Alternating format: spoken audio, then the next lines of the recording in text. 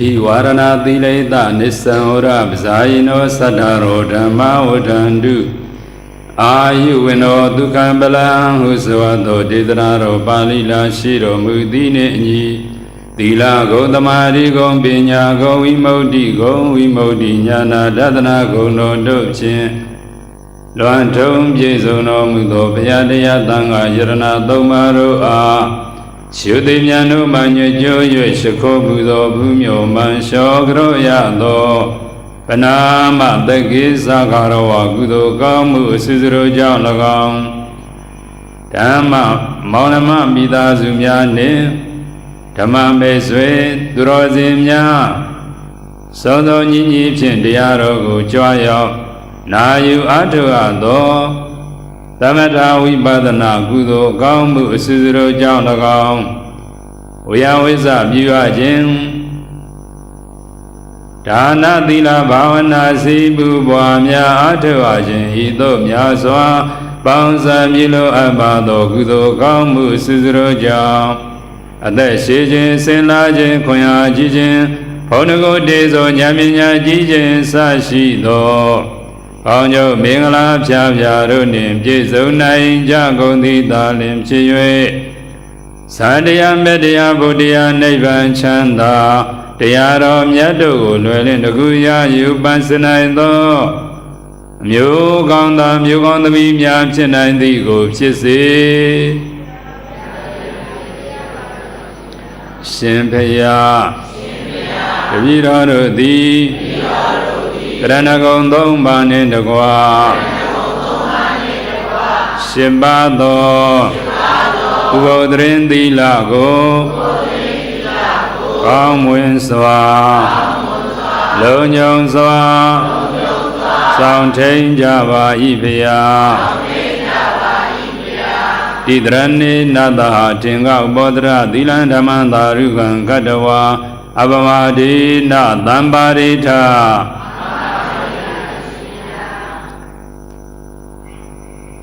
Yaku Salebiro, Singapore Nanga, Arena Country Kalama, Yanese Chaujimia, Tama, Monama, Midazumia, Saint Jemare, Dea Sakama, Dea Amatomi, Chaining Mia, Abizaga, Mada Nayama, Separe, Dea to the Niaro. Segli Nadiama, Tamiro, Winnie Twelly, Shujin, Soro, Lundia Lueguvare. Keke Misila Bau, Abide Zaga, Suragaro,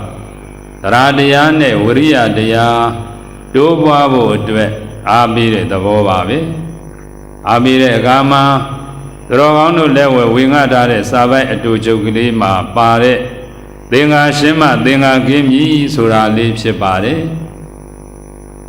Yabide Zagaro, Siaro, Linga Yelauti, Domulu Yavare, Dodo Leve. A chain Ninga Miane Abi am Shebade Benga Suragaro Yoma Daniam Shebad Ludiago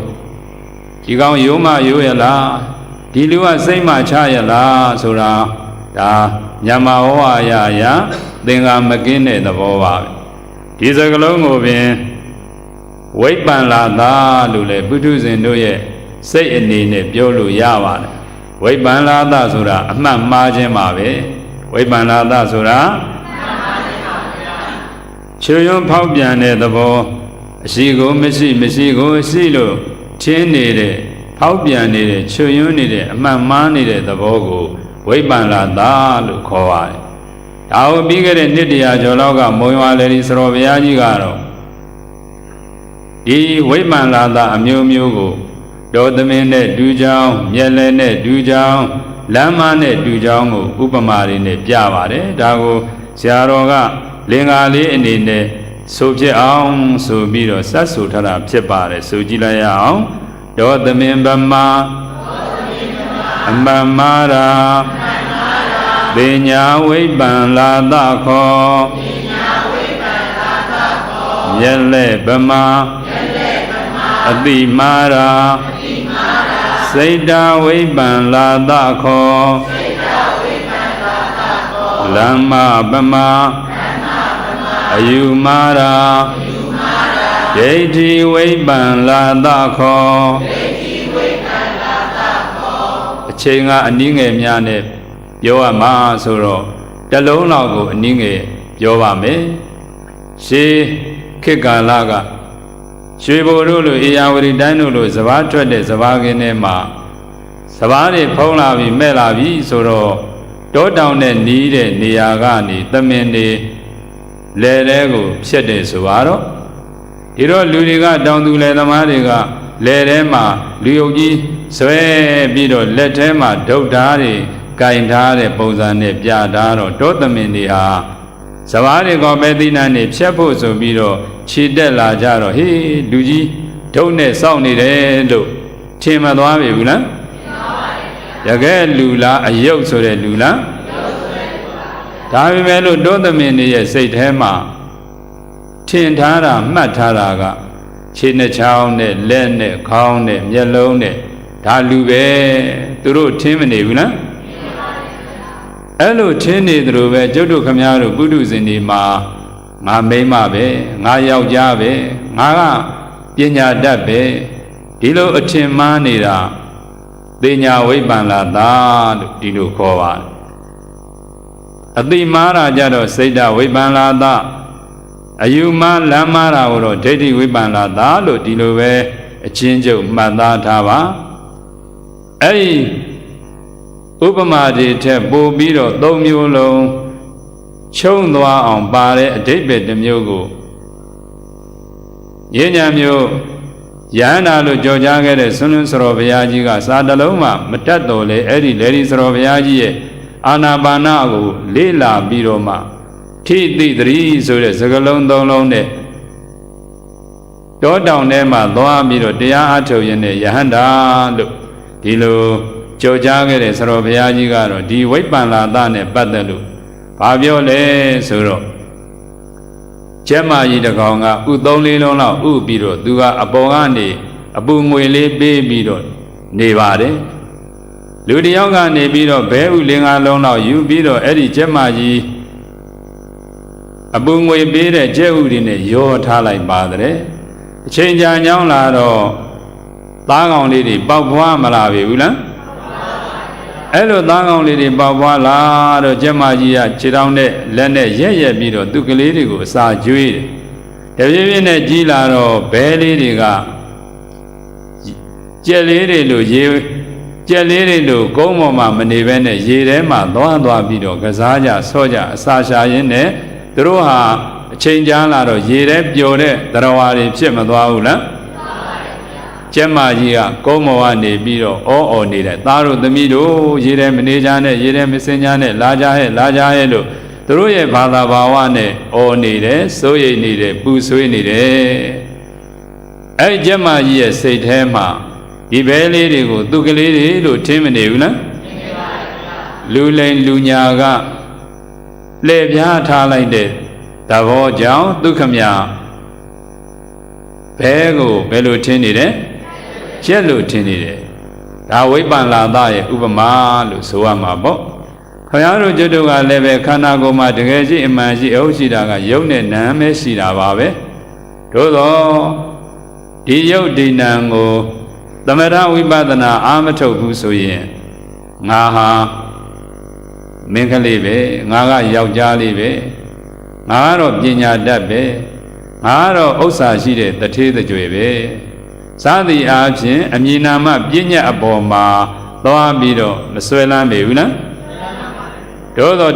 မနက်ကပြောခဲ့ပါပြီသမုဒိနယ်ပယ်နဲ့ပရမတ္ထနယ်ပယ်ရေလို့တော့မလုပ်ထားရမယ်ခွဲထားသမုဒိနယ်ပယ်မှာကတော့မင်းကလေးရဲ့ယောက်ျားလေးရဲ့ဥစ္စာရှိတဲ့လူရဲ့မရှိတဲ့လူရဲ့အရှင်ဩဇာအာနာရှိသူရဲ့မရှိသူရဲ့ဆိုတာတော့မရှိပေဘူးလားပရမတ္ထနယ်ပယ်မှာတော့ရှိပါဦးမလားဘာနဲ့ဘာပဲရှိတယ်ယုံနဲ့နံဒါကလည်းပဲစာသဘောအရာတာပြောကြဆိုကြရတာပါတကယ်တော့သမထကိုအခြေခံပြီးတော့ဝိပဿနာကိုတကယ်ကြိုးစားလိုက်မှတကယ်နာမနဲ့ရူပကိုတွေ့မှလို့ဒီလိုမျိုးသိရပါတယ်အဲ့တော့ရှေးဥစွာတော်ကောင်းတို့နေ့စဉ်နဲ့အမျှတနင်္ဂနွေနေ့ရောက်တိုင်းအာနာပါနမရှိကြပေဘူးလား အာနာပါနဝင်လေထွက်လေရှုတယ်တချို့ကလည်းကိုယ်စရိုက်နဲ့ကိုယ်အလေးအကျက်များတဲ့32ခွေထာသားတို့ဘိုက်တို့အမျိုးမျိုးနှလုံးသွင်းကြမှာပါပဲတချို့လည်းလမ်းလျှောက်တဲ့ကမ္မဋ္ဌာန်းအနေနဲ့ဈဉ္ညာမှတ်ကြတာပါပဲဒီထဲမှာအလွယ်ဆုံးစကားလုံးကတော့ဇောတော်ကမြင်းကြံဆွန်းလွန်းစတော်ဘုရားကြီးကဇာကလည်းမတတ်ဇာလည်းမလေးလာအာမဖတ်အားတော့စနစ်တကျသိဖို့ဆိုတာကသိလွယ်တဲ့အလုပ်မဟုတ်ဘာသာရေးဆိုတာအင်မတန်မှ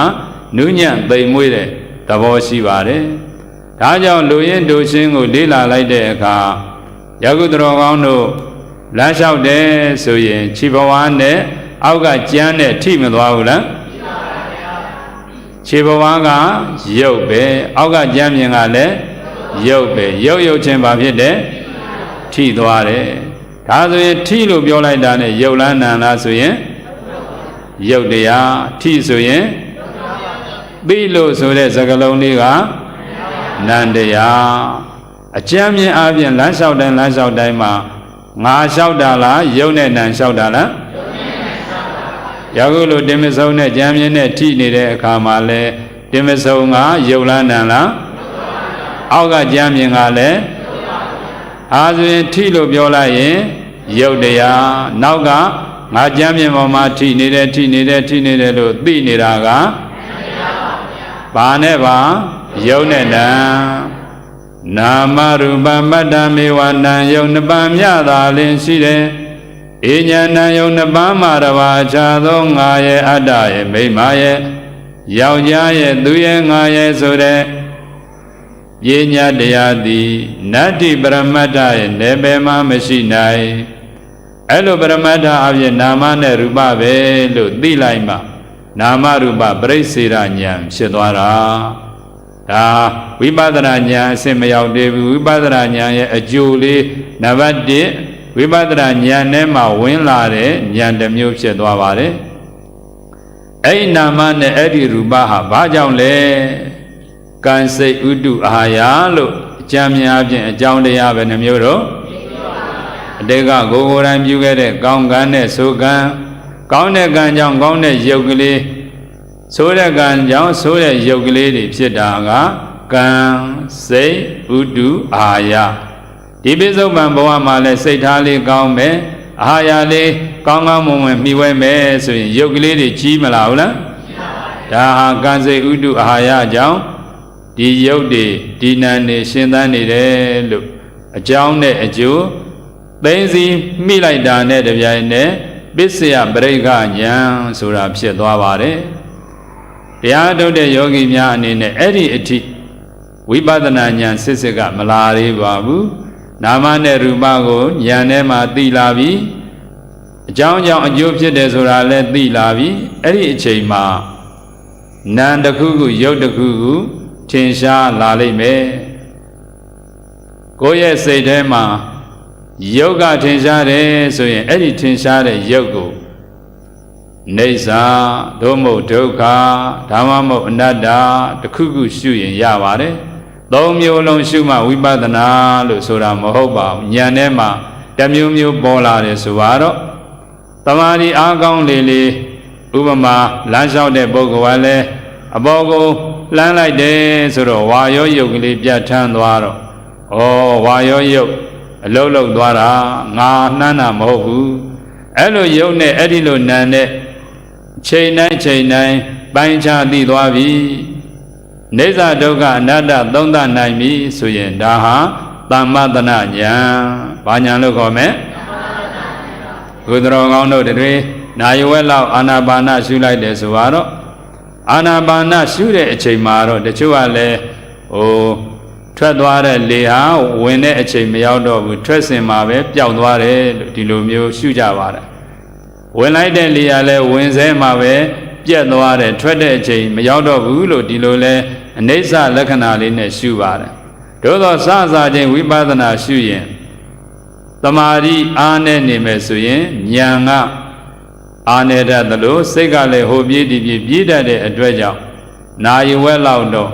တဏှာရရှုမယ်ဆိုရင်နာယဝဲလောက်မိနစ်40လောက်ကတော့ဘာကိုမှမစင်စားပဲနဲ့ထွက်တာသည်ဝင်တာသည်ထွက်တာသည်ဝင်တာသည် တာယုံတဲ့ကိုသိပြီးတော့ရှုမှတ်တာကပို့ပြီးတော့တမာရီရနိုင်တယ်လို့ဘုရားလည်းဒီစရောဘုရားကြီးကလည်းခဏိကတမာရီထူထောင်ပြီးမှဝိပဿနာရှုဖို့လို့အဲ့လိုမိန့်ကြားသလိုဆရာတော်တို့တော်တော်များများယောဂီတွေကိုလေ့လာကြည့်တဲ့အခါမှာလဲတခါတလေ9ရက်စက္ကန့်ဆိုရင်3ရက်လောက်ဇက်တိုက်ဘာလို့မှအာယုံမပြူဘဲနဲ့ထွက်လေသိဝင်လေသိထွက်လေသိဝင်လေသိလိုရင်းတူရှင်အာယုံကျင့်သွားအောင်ရှုနေခြင်းကတမာရီပို့ပြီးတော့ဖြစ်လွယ်တယ်လို့ဒီလိုသိရပါတယ်အထူးအဖြင့်တော့ဘာသာတရားကိုသိမသိသေးတဲ့မလိုက်စားသေးတဲ့ပုဂ္ဂိုလ်ကြတော့ပို့ပြီးတော့သူကတမာရီရလွယ်တယ်လို့လေ့လာသလောက်တော့သိရပါတယ်ဘာသာတရားစာအုပ်များများဖတ်ထားတဲ့ပုဂ္ဂိုလ်ကြတော့ရှင်သာရိပုတ္တရာနဲ့ရှင်မောက္ကလန်လို့ပေါ့ရှင်သာရိပုတ္တရာကဉာဏ်ကသိထင်းမြတ်တဲ့အတွက်ကြောင့်တဘုရွယ်လာဇန်တရက်ကနေယဟန်ပေါင်ရောက်ခဲ့ပါပြီ9ရက်မှာရှင်မောက္ကလန်ကြီးကယဟန္တာဖြစ်သွားတယ်ရှင်သာရိပုတ္တရာကဉာဏ်ပညာကသိထင်းမြတ်တော့စာအုပ်တွေများများဖတ်ပြီးတော့များများကြီးလေ့လာထားတဲ့အခါကျတော့ဟိုအားကများမှန်သလားဒါလေးကများမှားနေသလားဟိုအားလေးကများပိုကောင်းသလားတရားထုတ်ရင်အတွေးတွေကဝင်မလာတတ်ပြီဘူးလားအဲ့လိုအတွေးဝင်လာတဲ့အတွက်ကြောင့်တမာရီကိုအနှောက်အယှက်ဖြစ်စေတဲ့အတွက်အချိန်ကြာရတယ်လို့ဆိုပါတယ်ဒါကြောင့်ရှင်သာရိပုတ္တရာကိုယ်တော်ကြီးဟာသူလောက်ဉာဏ်ပညာမထက်မြက်တဲ့ရှင်မောက္ကလန်ကိုယ်တော်ကြီးတဲ့ဘယ်နှစ်ရက်ပို့ပြီးတော့တရားအထုတ်လိုက်ရတယ်9ရက်ပို့ပြီးတော့တရားအထုတ်ရတယ်လို့ဒီလိုသိရပါတယ်ဒါကြောင့်တဏှာကြီးတရားထိုင်ကြမယ်ဆိုရင်တမာရီကိုတော့နာယဝက်လောက်ထူထောင်တာကတော့ပိုအားကောင်းတတ်ပါတယ်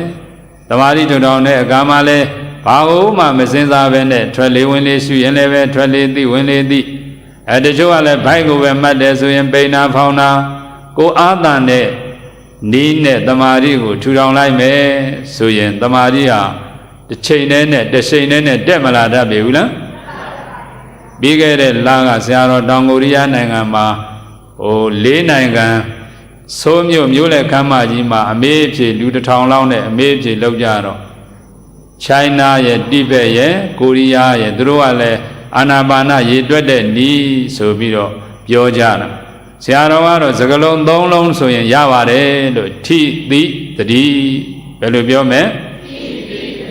ဝယ်နဲ့လေထွက်လေဟာနာသီးပြားမှာထိမသွားဘူးလားဟိုတကားပေါက်မှာခြေတုပ်ခုံလေးချထားတယ်ဆိုပါတော့တော်ကောင်းတို့တွေဝန်ထမ်းလည်းအဲ့ဒီခြေတုပ်ခုံကိုမလုပ်ရတယ်ထွက်လာရင်လည်းဝင်လာရင်လည်းအဲ့ဒီတဏှာတွေကိုအာယုံပြုတ်ထားမယ်တကားဆောင်ဟာတကားကိုစောင့်နေတဲ့လူဟာအဲ့ဒီခြေတုပ်ခုံထိနေတဲ့အခိုက်အတန့်လူတွေကိုပင်မှတ်နေမယ်အတွင်းတွေကလူတွေကိုလည်းမင်္ဂလိယဘယ်နှယောက်ယောက်ျားလေးကဘယ်နှယောက်အပြင်ကလူတွေကိုလည်းဘယ်သူတွေဘယ်ဝါတွေမမှတ်တော့ဘူးဝေငါမြမတ္တကိုပဲမှတ်နေမယ်ဆိုရင်သူဟာအာယုံသူကိစ္စသူအလုပ်ဟာကျင်းမသွားပြီဘူးလားကျင်းပါပါမှတ်လို့လွယ်မသွားပြီဘူးလားအားကြောင့်သူတို့ကိုဆရာတော်ကဝင်လေတွဲလေထိကာများကိုသိနေသိဆိုတဲ့အသိစိတ်လေးဟိုဒီမပြေအောင်တတိနဲ့ထိန်းထားဆိုတော့စကလုံးဘယ်နှလုံးပဲပြောတယ်3လုံးကဘာတွေပါလဲအဲ့ဒီ3လုံးကိုပဲအောင်ပြုပါဆိုတော့ရှင်းသွားတဲ့အတွက်ကြောင့်9ရက်လောက်အမေးဖြစ်အခမ်းအနားကြီးပြီးသွားတော့သူတို့ရဲ့တောင်းဆိုချက်အရမြန်မာနိုင်ငံမှာထေရဝါဒတရားကိုဟောပြီးတဲ့တိပိဋကဆရာတော်ရဲ့တရားကို9ရက်လက်တွေ့စမ်းကျင်ပါတယ်ဒီလိုမျိုးသူတို့ကောက်ချက်ချတော့ဆိုးမြို့နဲ့ကီလိုမီတာ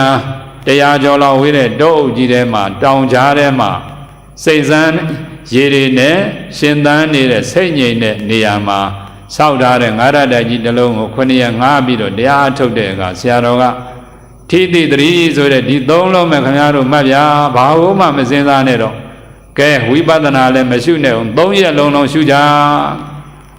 မနေ့4နာရီလောက်ကနေည10နာရီထိ3ရက်လုံးရှုလိုက်တဲ့အခါကျတော့တချို့ကလည်းအနံ့ဆိုးကြီးတွေနှာခေါင်းထဲရောက်သလိုလိုတချို့ကလည်းပဲသူ့မှာအိယာဘေးမှာလူတယောက်ကရောက်သလိုလိုလူ45ယောက်လောက်စစ်လိုက်တဲ့အခါတချို့ကလည်းမိမောင်ကြီးထိုးသလိုအလင်းရောင်ကြီးတွေတွေ့တယ်ဗျာအမျိုးမျိုးပြောတာဆိုတာတွေတွေ့ရမှတ်တမ်းတင်ရပါတယ်ဒါကိုခြုံကြည့်လိုက်ရင်တော့တ သမထရဲ့နမိတ်တွေလို့ဒီလိုဆိုရမှာပေါ့ဘာရဲ့နမိတ်တွေတော့အဲ့တော့အနံဆိုးကြီးတွေတို့လူထိုင်းနေတာတွေ့တဲ့လူတို့ဒါတွေကိုကြတော့ဆရာတော်ကအမျှပေးဝေဖို့မေတ္တာပို့ဖို့ပြောလိုက်ပါတယ်မေတ္တာပို့ပြီးပဲအမျှပေးဝေလိုက်တဲ့အခါအဲ့ဒီအနိနမ်းမှာနှောက်ဆက်တာတွေလည်းရှင်းသွားပါတယ်အယောင်စဉ်အလင်းနမိတ်တွေတွေ့တဲ့ထင်တဲ့ပုံကိုယ်တွေကြတော့တမာရီအားကောင်းနေတယ်ဆိုတာမသိရပြီဘူးလားတော့၄ရက်မြောက်တဲ့နေ့ကြမှာဝိပဿနာဆိုတဲ့စကားလုံးကိုသူတို့စတင်ပြောပါတယ်ဝိပဿနာစကားလုံးကလည်းသိခက်ကြီးဆိုရင်ရှုပ်သွားမှာဆိုလို့သူတို့တွေလက်တွေ့ခံစားနေရတဲ့အကြာကြီးထိုင်ရတဲ့အခါကျတော့ညောင်းတာကျင်တာတွေပေါ်မလာဘူးလားညောင်းတာတို့ကျင်တာတို့ချွေထွက်တာတို့အေးတဲ့အရာတော့ချွေတော့မထွက်ပါဘူးဟိုကျင်တာတို့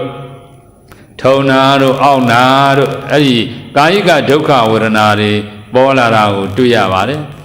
အဲ့ဒီဝေဒနာတွေဟာယုတ်ကတခြားဝေဒနာကတခြားယုတ်ကဘာလဲလို့ဆိုရင်ခြေထောက်တို့တင်မဆုံးတို့ခါတို့ဂုတ်တို့ကြည့်လို့ရမြင်လို့ရထင်ရှားတာအလုံးကိုဘာလို့ခေါ်မလဲယုတ်တရားကျင်နာကိုနာတာကိုအောင့်တာကိုခံစားနေရတဲ့သဘာဝကိုဘာလို့ခေါ်မလဲဝေဒနာဆိုတဲ့နံတရားအဲ့ဒီဝေဒနာနံတရားလေးကိုဝေဒနာဟာငါမဟုတ်ဘူးသူလည်းမဟုတ်ဘူးကိုယ်ကလည်းအမိန်ပေးလို့မရဘူးသူဖြစ်ခြင်းတို့ဖြစ်ပြီးတော့သူပြည့်ခြင်းပြည့်သွားတော့အနတ္တကိုယ်လိုမလိုက်တဲ့အနတ္တလို့ရှုကြခိုင်းလိုက်တော့3ရက်လောက်ရှုလိုက်တော့ထူးခဲတဲ့သဘောဖြစ်လာပါတယ်ဒါကြောင့်သူတို့အဖွဲ့အစည်းကနေပြီးတော့ဆရာတော်ကိုရီးယားကိုဝါဆိုပေးဖို့မြေခွက်ကြီးတစ်ခွက်လူပြရစေဆိုဝိုင်းလျှောက်ကြတော့ဆရာတော်လည်းအလုံးရှုပ်လို့ဆိုပြီးတော့နောက်မှပဲကြည်ရှင်းတာပေါ့ဆိုပြန်လာခဲ့ရတယ်အဲ့တော့လူရင်းတို့ချင်းကတော့ထိတိတတိလူရင်းတို့ချင်းစကလုံးပဲနှလုံးတော့ရင်းညာမျိုးစွန်းလွန်းစတော်ဘုရားကြီးဟာဇာကလည်းမတတ်တော့အာနာပါနဒီပဏီကိုဖတ်ပြီးတော့မောဟလေဒီစတော်ဘုရားကြီးရဲ့အာနာပါနအကြောင်းကိုဘုရားဟောတဲ့ပါဠိတော်အတိုင်းရေးသားထားတာကိုဖတ်ပြလူတယောက်ကဖတ်ပြတော့ဧကွာမင်းဘာမှပြောမနေနဲ့တော့ရှုပ်မနေနဲ့တော့နှာသီးပြားမှာဝင်လေထွက်လေလေး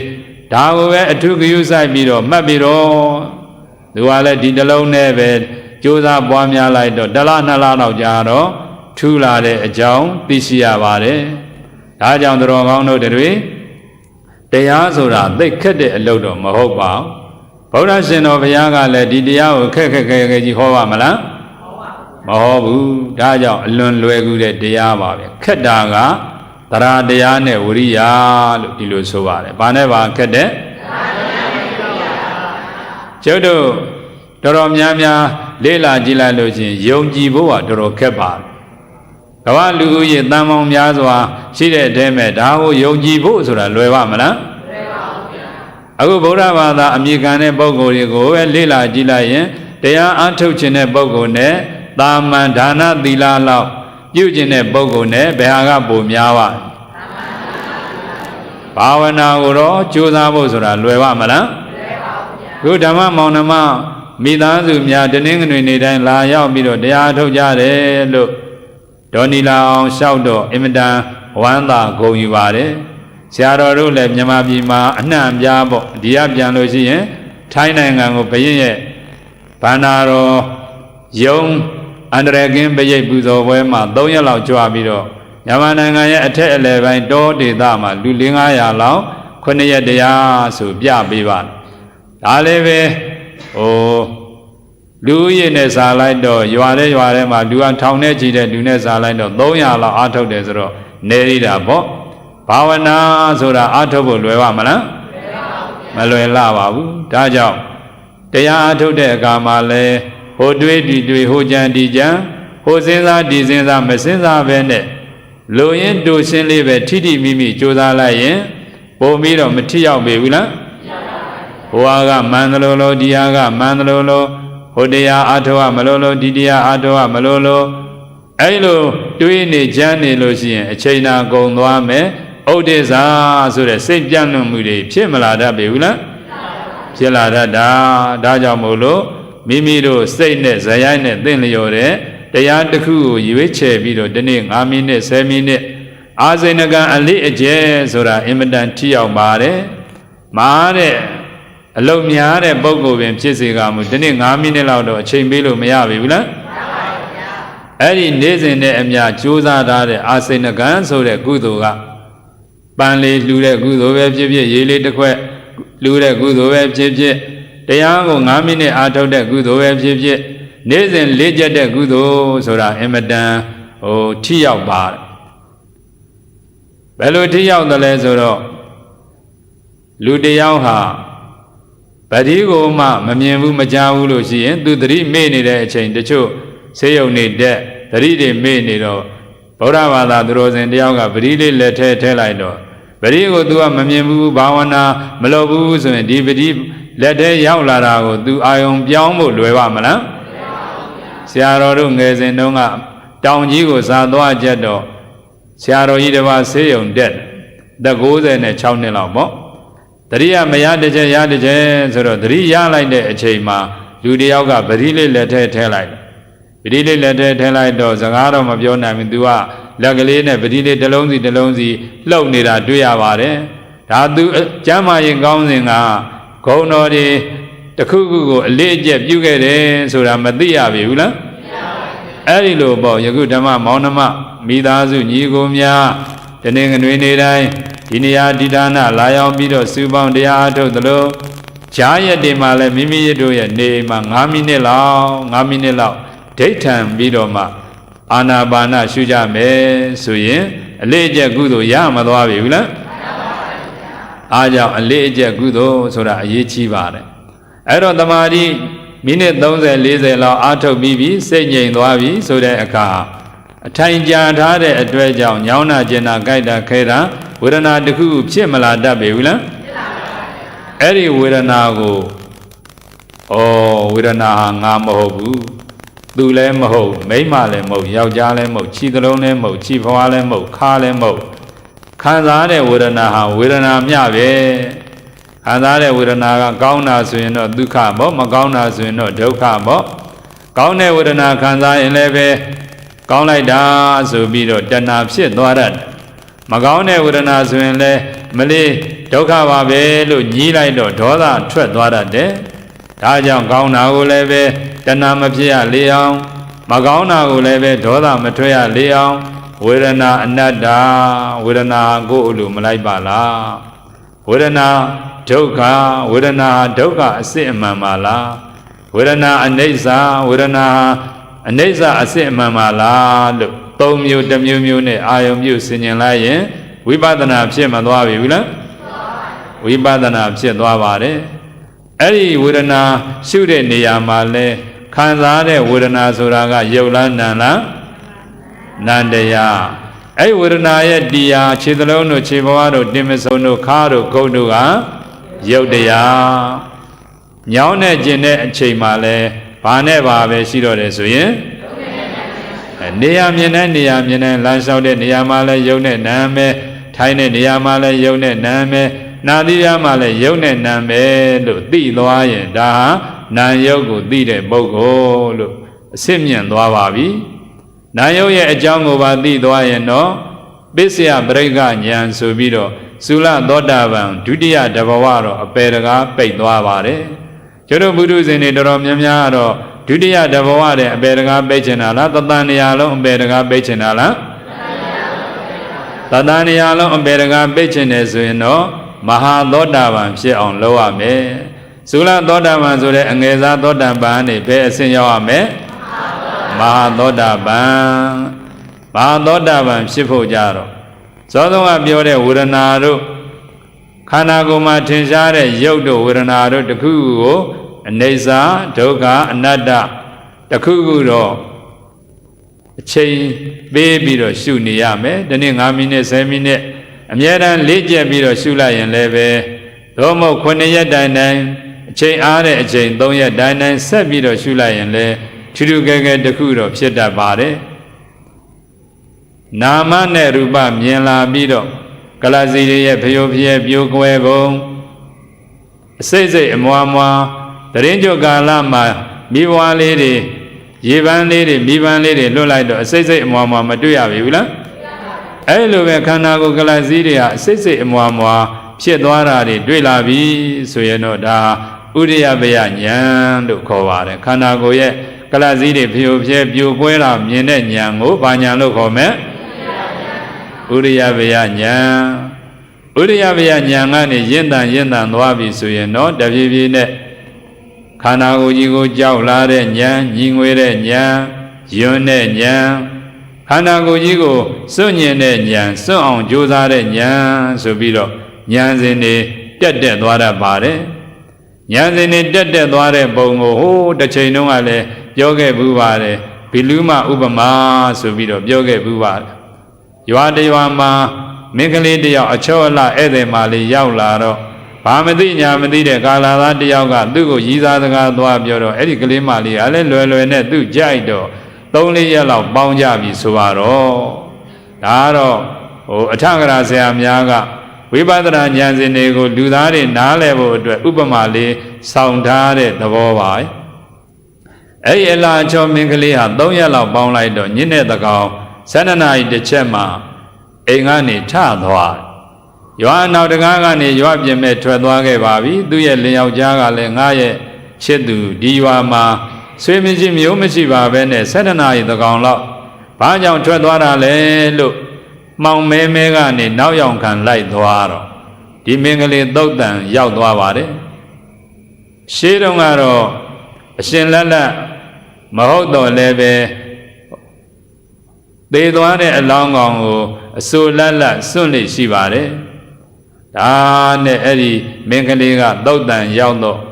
ဟိုကြည့်ဒီကြည့်နဲ့အဲ့ဒီအရှင်လက်လက်အလောင်းကောင်ကြီးကိုလက်တွေခြေထောက်တွေပေါင်းသားတွေအလုံးကိုက်စားတာကိုသူ့ရဲ့လင်ယောက်ျားအမှောင်ထဲကနေချောင်းကြည့်ရင်းနဲ့မြင်လိုက်ပါတယ်ဒီတော့မှသူ့ရဲ့ယောက်ျားကဟဲငါရဲ့ချစ်သူဟာလူမဟုတ်ဘူးပဲဘလူးမကြီးပါလားလို့သိမသွားဘူးလားအဲ့ဒီမင်းကလေးအိမ်ပြန်လာမှကြောက်မလာပြီဘူးလားသူ့ကိုညင်းငွေမလာဘူးလားသူ့ကိုစွန့်ညင်မလာဘူးလားဒီယောက်ျားရဲ့စိတ်မှာခဏချက်ချင်းမိနစ်အတွင်းမှာပင်ကြောက်လာတယ်ညင်းငွေလာတယ်သူမကိုစွန့်ညင်လာတယ်သူမကလည်းဘလူးမဆိုတော့တာမန်အိမ်အသာလေးနေုံနဲ့တော့မဖြစ်ချေဘူးသူမလာခင်ငါလွတ်အောင်ပြေးမှာပဲဆိုပြီးတော့ရွာထဲကနေပြီးတော့4-5 မိုင်လောက်ဝေးတဲ့ဆွေမျိုးရှိရာကိုသူပြေးခဲ့ပါတယ်လွတ်အောင်ပြေးလို့ဆွေမျိုးရွာရောက်တော့ဆွေမျိုးရဲ့အိမ်မှာခေါင်းနေတောင်းပြီးတော့ပင်ပန်းနဲ့ခေါင်းပေါ်မှာခေါင်းချအိပ်ပျော်သွားတော့နာရီပိုင်းလောက်အိပ်ပျော်လို့အိယာကထလာတော့သူစဉ်းစားတယ်ချောတဲ့လှတဲ့မင်းကလေးငါယူမိတာအခုတော့ဘလူးမကြီးပါလားသူလာခဲ့တဲ့ပြေးခဲ့ရတဲ့လမ်းတွေကိုအကုန်ပြန်စဉ်းစားတယ်ဒီစကလုံးတွေကိုပြန်ပြီးတော့လေ့လာကြည့်ရအောင်ဘလူးမလို့မသိပဲနဲ့အချောအလှလေးပဲလို့ဒီလိုအာယုံမြုပ်နေတဲ့အချိန်ကခင်ဗျားတို့ကျုပ်တို့တွေယုံနံကိုယုံနံလို့မသိပဲနဲ့ပြောနေတဲ့အချိန်မောနေတဲ့အချိန်နဲ့တူတယ်လို့ဆိုပါတယ်ဝိပ္ပန္လာသားတွေကဖုံးထားတာကိုဝိပ္ပန္လာသားတွေကစောစောကပြောခဲ့ပါပြီကျက်မကြီးခမညာဘဲလေးတွေကိုပင်ဘယ်လိုထင်းနေတယ်သမင်လေးတွေဟာလူယုတ်ကြီးကိုပင်ဘယ်လိုထင်းနေတယ်ခင်ဗျားတို့ကျုပ်တို့ကလည်းဒီတိုင်းပေါ့ကိုယ့်ရဲ့ခန္ဓာကိုယ်ကြီးကိုအချောအလှလေးငါပညာတတ်ငါတရေတကြွယ်ကုန်တယ်ပဲငါ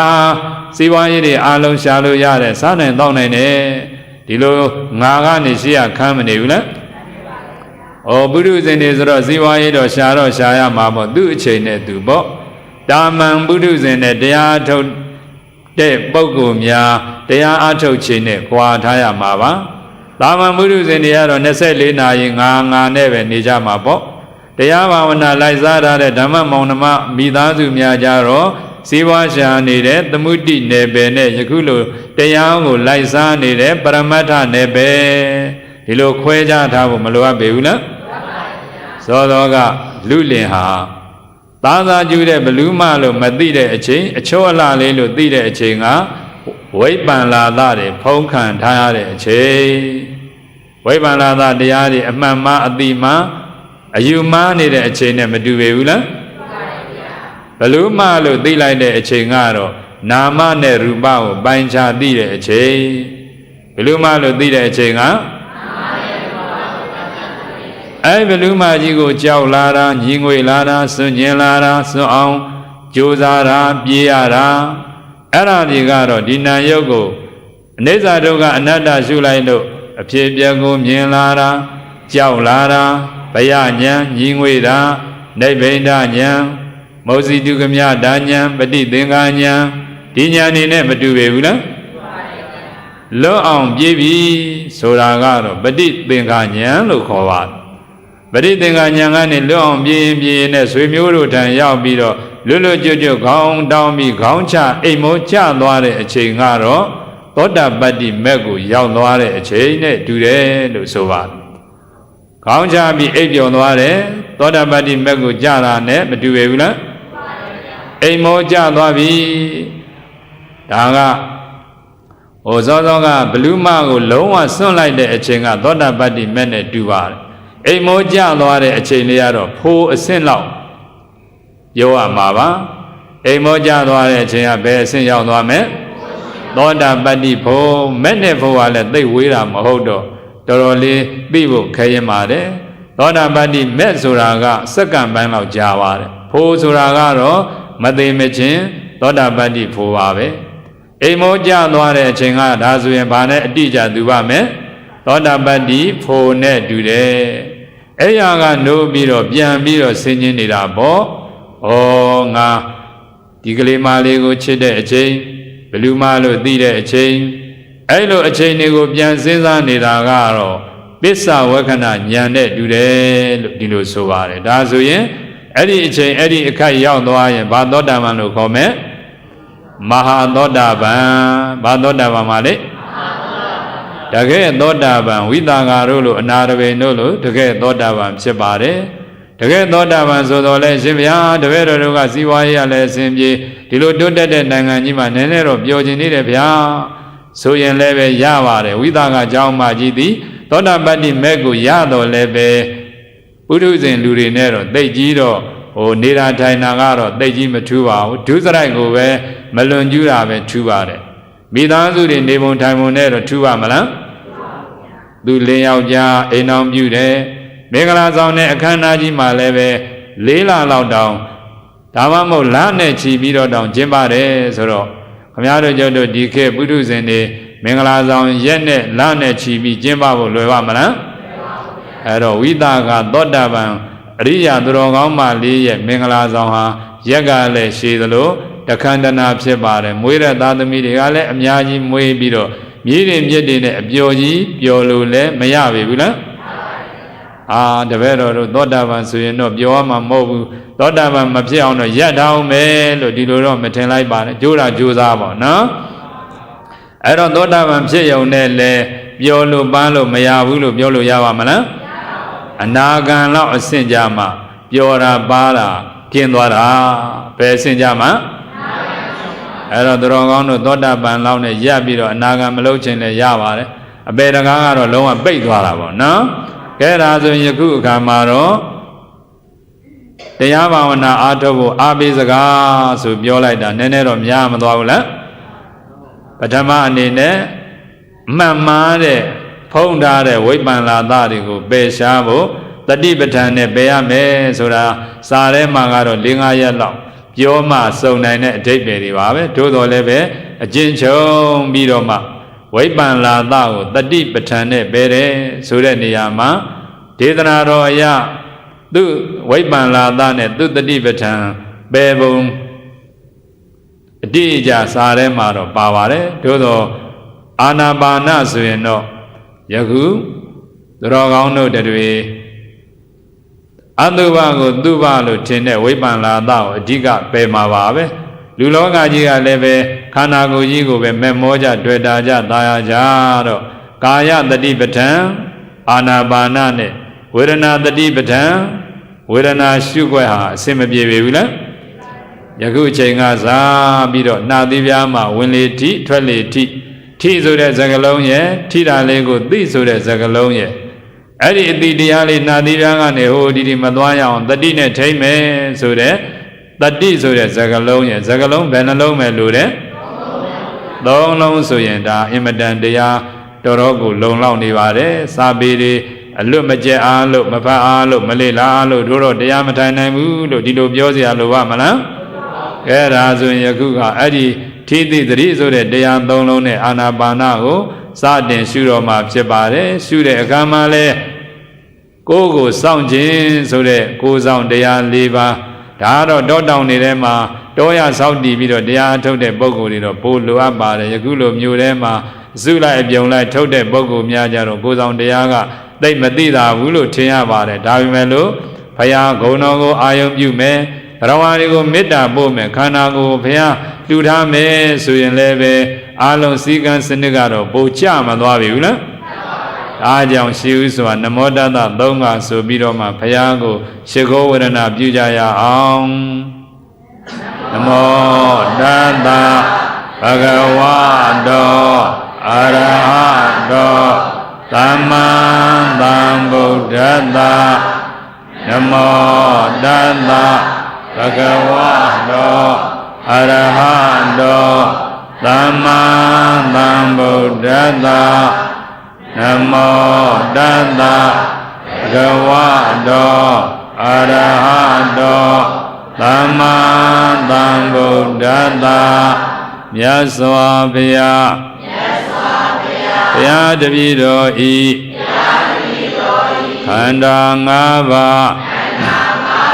Yogna Nabago Yakudiya Adose Kanai Yaswabhya Nibbano Imanyue Duramba Ibaya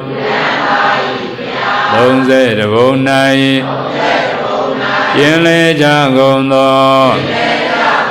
Ananda Tadawaru Di Kosei Nepcha